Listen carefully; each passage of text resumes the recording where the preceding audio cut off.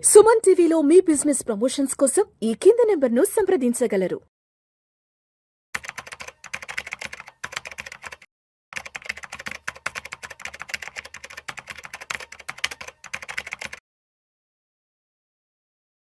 నమస్తే అండి, welcome to Suman TV. నేను విజయకర్దర్. ఇవాళ చూస్తే మనకి ఎస్ఐపి ఇన్ లాంగ్ రన్ అంటే మనం కనుక ఎస్ఐపి ఒక దీర్ఘకాలికంలో ఇన్వెస్ట్మెంట్ చేసుకుంటూ వస్తే మనకు వచ్చే రిటర్న్స్ ఎంత అనేది మనకి ఇక్కడ తీసుకుందామండి. ఇది మనం చూస్తే డేట్ వచ్చి మనకి 1st April 2011 నుంచి కూడా 31st March 2026 మనం ఈ 15 years టైం ఫ్రేమ్లో మనం తీసుకున్నామండి. ఎందుకంటే మనకు అందరికీ తెలుసు 15,000 రూపీస్ కనుక ఎస్ఐపి వేస్తే కనుక అది మనకి 15 ఇయర్స్ కనుక వేస్తే మనం పెట్టేదేమో 27 lakhs మన పాకెట్ నుంచి, అది మనం 1 crore దాకా వస్తుందని మన ఎక్స్పెక్టేషన్ అయితే ఉంది. సో చూద్దామండి ఎలా వచ్చినాయి రిటర్న్స్. అయితే మనకి లార్జ్ క్యాప్ కేటగిరీ తీసుకుందామండి. లార్జ్ క్యాప్ కేటగిరీ మనకు తెలుసు అన్ని కూడా బ్లూ చిప్ కంపెనీస్ ఉంటాయి. సో అట్లాంటి దాంట్లో కనుక టాప్ పర్ఫార్మింగ్ లార్జ్ క్యాప్ అంటే కనుక ఉన్న అన్ని లార్జ్ క్యాప్ దాంట్లో కూడా టాప్ నెంబర్ 1 లార్జ్ క్యాప్ తీసుకుంటే అప్పటి నుంచి ఉన్న దాంట్లో మనకి 13.79% వచ్చిందండి.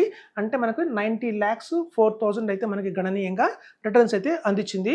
సో అలాగే యావరేజ్ మనం తీసుకుంటే కనుక అంటే లార్జ్ క్యాప్ కేటగిరీస్ అన్నింటిలో కూడా ఒక యావరేజ్ ఫండ్ తీసుకుంటే కనుక అంటే అది టాప్ కాదు, అది బాటమ్ కాదు.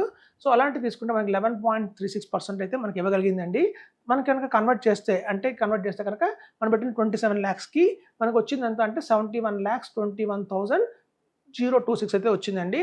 అలాగే మనకి బాటంలో ఉన్న లార్జ్ క్యాప్ తీసుకుందామండి. అన్నిటికంటే కూడా నాన్ పర్ఫార్మింగ్ లార్జ్ క్యాప్ తీసుకుంటే కూడా 9.43% అయితే మనకు వచ్చిందండి. అట్లీస్ట్ పీపీఎఫ్ కంటే కూడా మనకి 1% ఎక్స్ట్రా అని అనుకోవచ్చు. ఇక్కడ మనకి అది వచ్చి 59,47,901 అయితే వచ్చింది. సో ఇదండి మనకి లార్జ్ క్యాప్ కేటగిరీలో మనం చూస్తే కనుక 27 lakhs అయితే ఇన్వెస్ట్మెంట్ చేశారో వాళ్ళందరికీ కూడా ఇట్లాంటి రిటర్న్స్ అయితే మనకి వచ్చాయి. సో ఏవి కూడా 1 crore దాటలేదు. బట్ మనం వేరేజ్ నెక్స్ట్ లెవెల్కి వెళ్దామండి. ఇదే కనుక అదే 15 years హారిజన్లో మనం ఎస్ఐపి కనుక చేసుకుంటూ వెళ్తే 15,000 రూపీస్ మనం పెట్టిన 27 lakhs, దానికి గాను మిడ్ క్యాప్ ఎలా ఇచ్చింది, స్మాల్ క్యాప్ ఎలా ఇచ్చింది చూద్దామండి. ఇక్కడ మిడ్ క్యాప్ చూస్తే మీకు టాప్ పర్ఫార్మింగ్ మిడ్ క్యాప్ అంటే ఇండియాలో ఒక మంచి మిడ్ క్యాప్ కంపెనీ అయితే మనకి 18.7% అయితే ఇచ్చిందండి. దానికన్నా మనం కన్వర్ట్ చేసుకుంటే మనకి 1,38,88,000 వచ్చింది. చూడండి మనం పెట్టిందేమో 27 lakhs, బట్ ఇమాంతం ఇక్కడ 1,38,88,848 రూపీస్ అయితే వచ్చింది. సో అదే యావరేజ్ మిడ్ క్యాప్ తీసుకుంటే కనుక మనకి 16.63% అయితే రిటర్న్ ఇచ్చింది.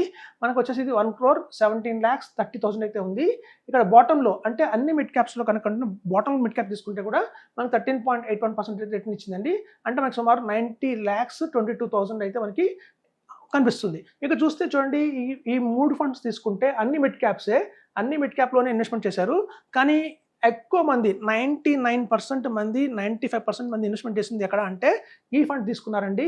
ఇది ఒక బ్రాండ్ ఉన్న ఫండ్.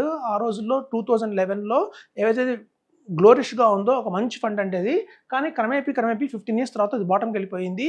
అందుకే చెప్తూ ఉంటాము, చాలామంది కూడా ఎక్స్పెక్ట్ చేస్తుంటారు ఈ ఫండ్ నేను తీసుకున్నాను, ఈ ఫండ్ నెక్స్ట్ 15 yearsకి నెంబర్ 1లో ఉంటుందని చెప్పడానికే లేదండి.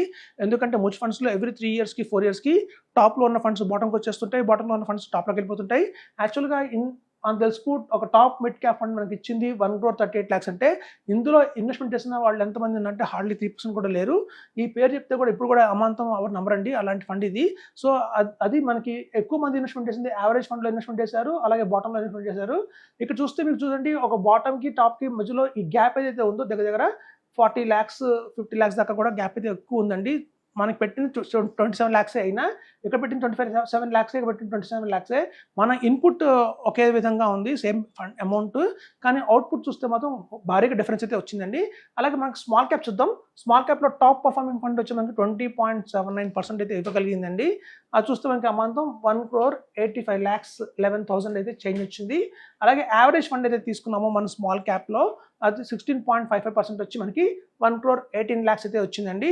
అలాగే బాటమ్ తీసుకోండి, అన్నిటికంటే బాటమ్ ఉన్న స్మాల్ క్యాప్ అది 13.02% వచ్చింది. అంటే 83 lakhs మాత్రమే ఇచ్చింది.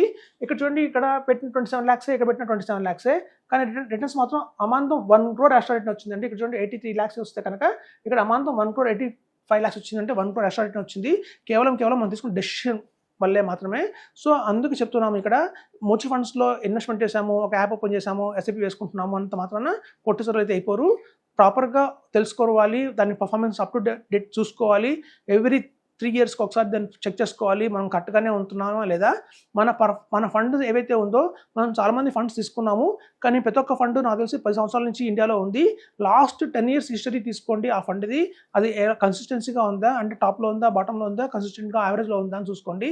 సో మీ ఫండ్స్ టాప్లో ఉన్నాయా, బాటంలో ఉన్నాయా అని చెక్ చేసుకొని అవసరమైతే వాటిని మార్చుకోవడానికి ప్రయత్నం చేయండి. ఎందుకు అంటే ఒక లాంగ్ రన్గా చాలామంది ఏంటంటే ఇందులో ఫండ్స్లో ఉన్న వాళ్ళందరూ కూడా ఏంటంటే ఒక కాంపౌండింగ్ ఇంట్రెస్ట్ పోతుందేమో, అంటే నేను కనుక ఒక ఫండ్ నుంచి వేరే ఫండ్కి మారిపోతే ఇన్నాళ్ళు పెట్టినదంతా వేస్ట్ అయిపోతుందేమో, కాంపౌండింగ్ పవర్ పోతుందేమో అని అందులోనే హోల్డ్ చేసి అలాగే రిటర్న్ ఉంటారు. అలా సుదీర్ఘంగా 15 సంవత్సరాల తర్వాత రిటర్న్ చేసిన ఫండ్ మనకి నిరుత్సాహపరుస్తుందండి. చూస్తాం, అయ్యో అనుకున్నాం కదా 1 crore రావాలని, మనకి 20 lakhs ఇంకా తగ్గినాయి, 25 lakhs తగ్గినాయి అనుకుంటాము. సో అదండి, అందుకని ఇట్లాంటి జరగకుండా ఉండాలి అంటే మాత్రం ఎప్పటికప్పుడు ప్రతి 3 ఇయర్స్కి కూడా మనం ఫండ్స్ని మార్చుకోవాలి.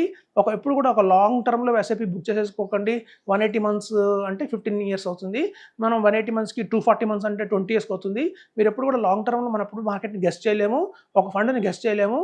ఎందుకంటే ఒక 3 yearsకి గెస్ట్ చేయగలుగుతాం ఈ ఫండ్ ఇంకా నెక్స్ట్ ఇయర్స్ ఎలా ఉంటుందని చెప్పి. అంతేగాని 15 years తర్వాత అంటే మాత్రం అది చాలా మధ్యలో చాలా అయితే జరగచ్చు. గవర్నమెంట్స్ మారుతూ ఉంటాయి, తద్వారా చాలా చేంజెస్ వస్తుంటాయి, కొత్త ఫండ్స్ వస్తుంటాయి. సో అలాగే అందులో ఉన్న ఫండ్ మేనేజర్లు మారిపోతూ ఉంటారు. సో అదండి, ప్రతి ఒక్క 3 ఇయర్స్కి కనుక మనం రివ్యూ చేసుకొని మన పోర్ట్ఫోలియోలో కనుక మనం అనుకుంటున్నట్టుగా మన గోల్కి రీచ్ అవుతున్నామా లేదా అని క్రాస్ చెక్ చేసుకుంటూ అవసరమైతే ఫండ్స్ని మార్చేసుకోవాలండి. అలా ఫండ్ కనుక మార్చుకోకుండా ఆ ఫండ్స్ పట్టుకొని కూర్చుంటే మాత్రం మనకి చివరికి మిగిలేది మాత్రం తక్కువే వస్తుంది. కంపేర్ టు మార్కెట్ రిటర్న్ కూడా బెంచ్ మార్క్ టచ్ అయ్యిందని చెప్తున్నాను. అదండి, అర్థమైంది అనుకుంటాను. Thank you.